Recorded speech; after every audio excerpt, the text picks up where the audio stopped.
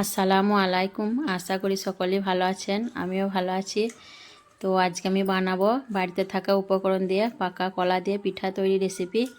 আর এক দিদি আমাকে রিকোয়েস্ট করেছিলেন পিঠা তৈরি রেসিপি দেওয়ার জন্য, তো সেই উদ্দেশ্যেই বিশেষ করে পিঠা তৈরি রেসিপিটা আজকে দেওয়া।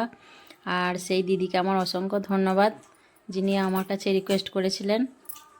তো এখন আমি পিঠে তৈরির করতে চলে যাব। আর এখানে আমি পিঠে তৈরি করার জন্য নিয়েছি, বাড়িতে কিছু পাকা কলা ছিল, সেই কলা নিয়েছি। আর এখানে নিয়েছি চালের আটা 1 বাটি। আর এটা হচ্ছে মিষ্টির রস। আর মিষ্টির রসটা মানে বাড়িতে আমাদের ছিল, আর এটাকে ফুটিয়ে খুব ভালোভাবে গাঢ় করে রাখা হয়েছে। আর এটা আমরা কাঁচের বোতলে ভরে রেখে দিয়েছি, এটা দিয়ে পিঠে বানানো যায়। মিষ্টির রসটা এখন আমি গরম করে নেব। আর এর মধ্যে দিয়ে দিলাম কয়েকটা গরম মশলা দানা। আর এখন মিষ্টির ঝোলটা ফুটিয়ে নিচ্ছি। তো ফুটানো হয়ে গেছে, এখন আমি গ্যাসটা বন্ধ করে দেবো আর এটা নামিয়ে নেব। মিষ্টির রসটা চুলা থেকে নামিয়ে আমি হালকা একটু ঠান্ডা করে নিয়েছি। এখন কলাগুলো ছিলে হাত দিয়ে ছোট ছোট করে টুকরো করে দিয়ে দিচ্ছি, কারণ পিঠেটা ভাজার সময় কলাগুলো এমনিতেই গলে যাবে। এইভাবে কলাগুলো আমি সব দিয়ে দিব।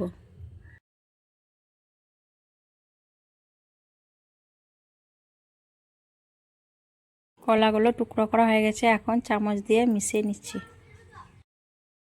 কলাটা মিশিয়ে নিয়েছি, এখন দিয়ে দিচ্ছি 1 প্লেট চালের আটা আর 1 প্লেট দিয়ে দিচ্ছি ময়দা। আর এগুলো আমি মেশানোর পরে যদি লাগে তারপর আরও ময়দা কিংবা আটা মেশাবো। আর মিষ্টি অনুযায়ী আটার পরিমাণটা লাগবে, তো যে যেমন মিষ্টি খাবেন সেই পরিমাণে মিষ্টির ঝোলটা বানিয়ে নেবেন। আর ভালোভাবে সব কিছু এখন মাখিয়ে নেব। আরও হাফ প্লেটের মতো আটা আমি দিয়ে দিলাম মিশিয়ে নেবার জন্য, তো এখন ভালোভাবে মিশিয়ে নেব।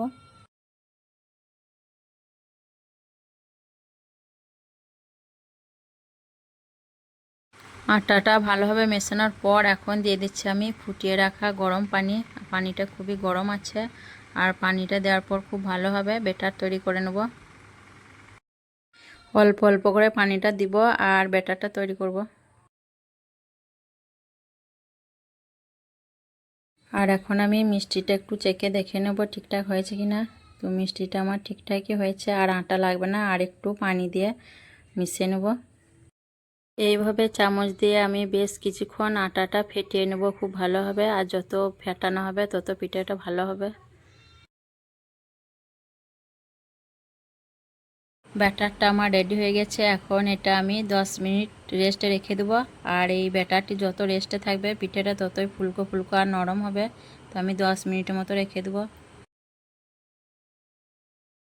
10 মিনিট পর আমি চলে এলাম। আর ব্যাটারটা এখন আমি খুব ভালোভাবে আর একবার ফেটিয়ে নেব চামচ দিয়ে। তারপর আমি চুলাতে কড়াই চাপিয়ে দেবো ভাজার জন্য। তেলটা খুব ভালোভাবে গরম করে নিয়েছি, এখন চামচ দিয়ে ব্যাটারটা অল্প অল্প করে তেলে দিয়ে দিচ্ছি। আর এইভাবে পিঠেগুলো একে একে ভেজে নেব।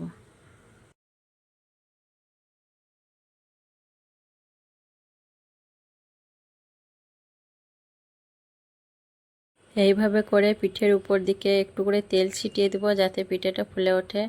আর নড়িয়ে চড়িয়ে দেব। আর কিছুক্ষণ পর আমি পিঠেটা পাল্টে নিচ্ছি।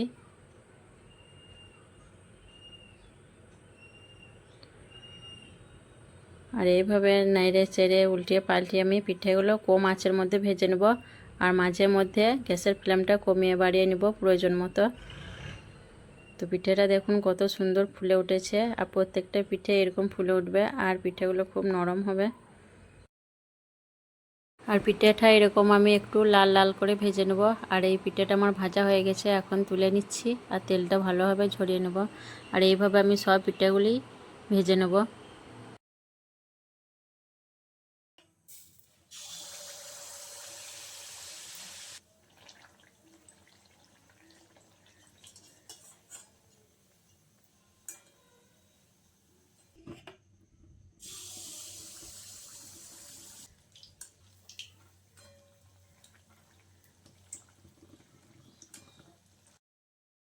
একে একে আমার সব পিঠেগুলো ভাজা হয়ে গেল, এখন তুলে নিচ্ছি। দেখুন পিঠেগুলো আমার সব ভাজা হয়ে গেছে, আর কত সুন্দর পিঠেগুলো হয়েছে, ফুলকো ফুলকো আর নরম তুলতুলে। তো আমি এখন পিঠেগুলো দেখিয়ে দেবো কতটা সুন্দর হয়েছে। আর একটা পিঠে দেখুন কত নরম তুলতুলে একদম।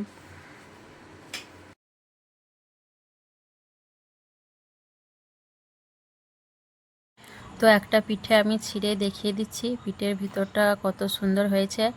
আর পিঠের ভিতরটা দেখুন কত সুন্দর জালিদার হয়েছে আর নরম তুলতুলে। আর এরকম জালিদার পিঠে খেতে খুবই মজার হয়। আর এই পিঠেটাও খুবই খেতে মজাদার, একবার বাড়িতে সবাই বানিয়ে খাবেন। আর আমার ভিডিওগুলো যদি ভালো লাগে অবশ্যই লাইক কমেন্ট করবেন আর আমার চ্যানেলটা সাবস্ক্রাইব করে আমার পাশে থাকবেন। তো এরকম পিঠের রেসিপি পেতে অবশ্যই আমাকে রিকোয়েস্ট করবেন, আমি চেষ্টা করব আপনাদের দেখানো। আর আসবো আবার পরের ভিডিওয়। আল্লাহ হাফিজ।